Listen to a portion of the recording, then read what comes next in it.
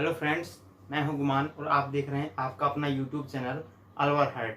तो दोस्तों, जैसा कि मैंने कल की वीडियो में बताया था आपको नोम चॉम्स्की के LAD लैंग्वेज एक्विजिशन डिवाइस अर्थात भाषा अर्जन तंत्र के बारे में। तो दोस्तों, इसी सीरीज में मैं आज आपको बताने वाला हूं cognitive development theory. Cognitive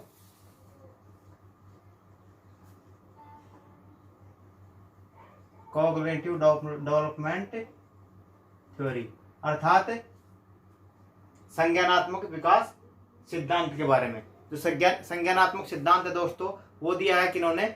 gene पियाजे ने।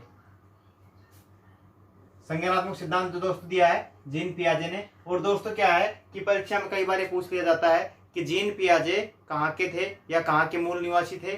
तो दोस्तों, मैं आपके नॉलेज के लिए बताना चाहूंगा कि ये स्विस मनोवैज्ञानिक थे, स्विस साइकोलॉजिस्ट थे। अर्थात दोस्तों ये स्विट्जरलैंड के निवासी थे। तो स्विट्जरलैंड के निवासी होते हैं उन्हें स्विस कहते हैं, स्विस साइकोलॉजिस्ट। ये स्विस साइकोलॉजिस्ट थे। और दोस्तों जो इन्होंने प्रयोग किया, वो प्रयोग किया दोस्तों इन्होंने अपने ही बच्चों पर इन्होंने प्रयोग किया। और दोस्तों उन्होंने क्या जानकारी दी उसके बारे में बताऊंगा कि जीन पियाजे ने अपने बच्चों पर प्रयोग किया और उनकी अवस्थाओं में हुए परिवर्तनों को खोजा, इसीलिए इसे अवस्था का सिद्धांत भी कहा जाता है। और दोस्तों यदि परीक्षा में पूछ लिया जाता है कि अवस्था का सिद्धांत किसे कहते हैं, तो दोस्तों ये भी संज्ञानात्मक विकास सिद्धांत को ही अवस्था का सिद्धांत कहते हैं। ये बात हमको जीन पियाजे ने बताई। और दोस्तों फिर इन्होंने क्या है कि जीन पियाजे थे, इन्होंने संज्ञानात्मक विकास सिद्धांत के पद बताए, steps of cognitive development theory की। जो इन्होंने कॉग्निटिव डेवलपमेंट थ्योरी के स्टेप्स अर्थात पद बताए संज्ञानात्मक विकास सिद्धांत के। तो दोस्तों इन्होंने पद में क्या बताया? पद में इन्होंने जो इनकी थ्योरी है, इसमें से दोस्तों एक नंबर के क्वेश्चन बहुत बनते हैं और कई बार ये पुटअप कर लिए जाते हैं। तो उसी में क्या है कि दोस्तों एक तो ये प्रश्न पूछ लिया जाता है कई बार कि जो स्कीमा क्या है। तो दोस्तों जो स्कीमा है वह मस्तिष्क में ज्ञान की संरचना का निर्माण, जो मस्तिष्क में जो ज्ञान की संरचना का निर्माण होता है वो दोस्तों स्कीमा होता है। स्कीमा दिमाग में एक प्रकार का हम एक चित्र सा कॉन्सेप्ट मैपिंग कर लेते हैं, मानचित्र निरूपण कर लेते हैं, दिमाग में कोई ना कोई कॉन्सेप्ट स्थापित कर लेते हैं कि जिसकी वजह से हम मानते हैं कि भाई जैसे ये पेन है तो इसका हमने क्या है कॉन्सेप्ट दिमाग में स्थापित हो गया। अगर किसी ने हमसे बाद में कहा कि बेटे पेन कैसा होता है, हम बच्चों से कहते हैं बेटे पेन कैसा होता है, तो बच्चे के दिमाग में तुरंत कॉन्सेप्ट आ जाएगा। अर्थात उसके दिमाग में एक ऐसा ही एक संरचना है जिसकी वजह से उसको एकदम से उसको दिखाई देगा कि हाँ भाई पेन ऐसा था। तो दोस्तों ये बात हमने स्कीमा की कि मस्तिष्क में ज्ञान की संरचना जो निर्माण होता है वह स्कीमा में होता है। ये स्कीमा शब्द है जो जीन पियाजे से रिलेटेड है। दोस्तों प्रश्न में कहीं भी आपको स्कीमा दिखे तो दोस्तों उसका आंसर जीन पियाजे होगा, जीन पियाजे क्वेश्चन में स्कीमा आएगा। और दोस्तों दूसरा है एनिमिज्म अर्थात जीववाद। जो बच्चे होते हैं उनमें जीववाद की प्रवृत्ति पाई जाती है।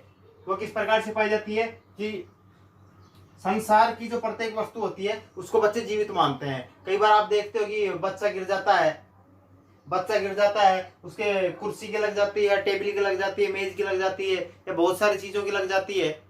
या कहीं जैसे बच्चा फर्श पे गिर गया तो मम्मी पीटती है, देखो बेटे चींटी मर गई। ऐसी बातें बहुत सारे कई बार करते हुए मम्मी को देखा होगा। और मम्मी कुर्सी को हाँ दोस्तों, मम्मी को कुर्सी को, टेबल को या मेज को पीटते हुए देखा होगा। या मम्मी बच्चे को मारती है कि बच्चा गिर जाता है, लग जाती है बच्चा जोर जोर से रोने लगता है तो मम्मी कहती है कि देखो बेटे चींटी मर गई। ऐसा कुछ बच्चा देखता है कि हाँ भाई वास्तव में चींटी मर गई, बल्कि वहां पे चींटी भी नहीं होती है दोस्तों। और कुर्सी, टेबल, मेज इनमें जीव नहीं होता, पर फिर भी बच्चा मानता है कि इनमें ये सजीव चीजें हैं। निर्जीव वस्तुओं के साथ ही बच्चा सजीव का सा व्यवहार करता है। और दोस्तों आगे हम बात करते हैं, ये स्कीमा की बात कर ली थी, जीववाद की बात कर ली थी। अब हम बात करते हैं अहम केंद्रितता की कि बच्चा क्या है, बच्चा सेल्फ सेंटर्ड होता है।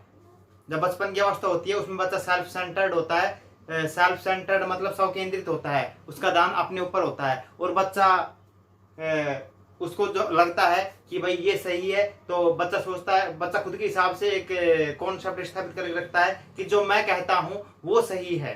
तो बच्चा क्या बोलता है कि बच्चे को कई बार देखा होगा कि जो ये जैसे मम्मी कहती थी कि बेटे जो चंदा मामा दिखता है आकाश में, जो चंदा मामा दिखता है, जो चांद दिखता है, ये चंदा मामा कहते हैं। तो बच्चा मम्मी से कहता है कि मम्मी मैं जहां जहां जाता हूं ये चंदा मामा मेरे साथ साथ जाता है, या सूरज मतलब जहां जहां मैं जाता हूं वहां वहां सूरज जाता है, या फिर जहां जहां मैं जाता हूं वहां वहां मेरी परछाई जाती है।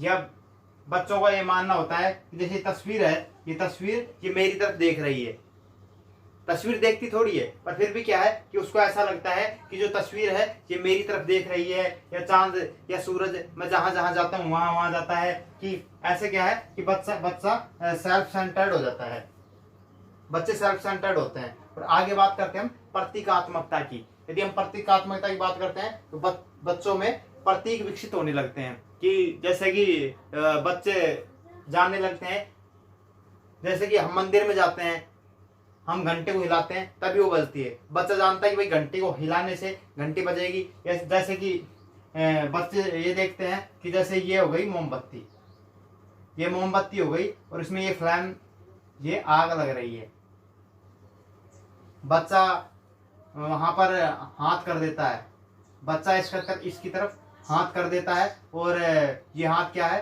कि इससे मोमबत्ती के पास में हाथ ले जाने से हाथ जल जाएगा, हाथ जल जाएगा। बच्चे को ये सब चीजें, भाई मोमबत्ती की तरफ हाथ लगाने से हाथ जल जाता है, पानी ठंडा है, पानी गर्म है, इन सब चीजों के बारे में बच्चे, प्रतीकात्मकता गुण विकसित होने पर बच्चों में जब प्रतीकात्मक गुण विकसित हो जाता है तो बच्चे इस चीजों को जानने लगते हैं।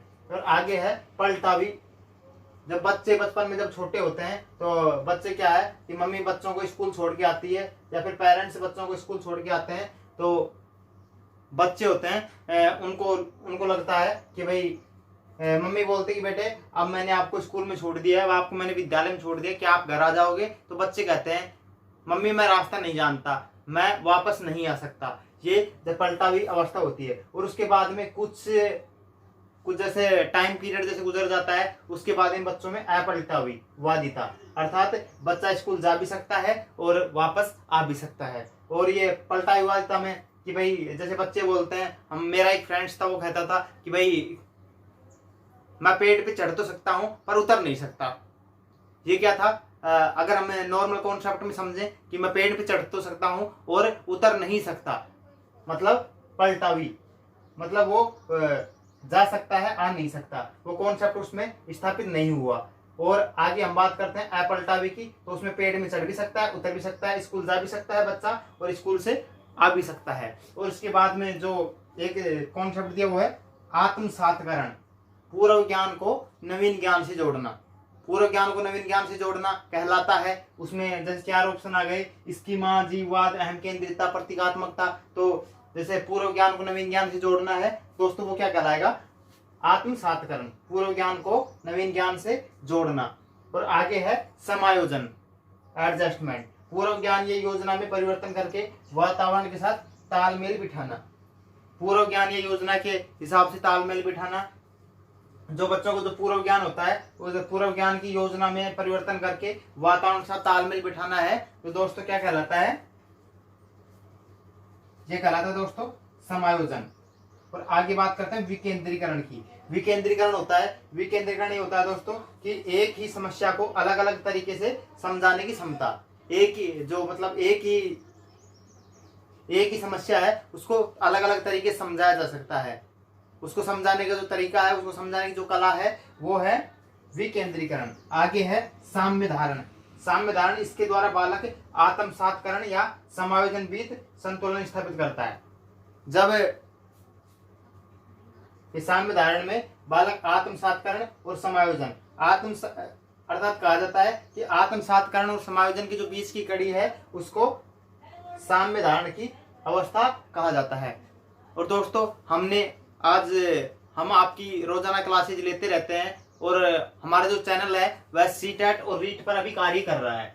हमारा जो चैनल दोस्तों वो अभी फिलहाल में CTET और रीट पर वर्क कर रहा है, और अदर टेट एग्जाम्स में भी जो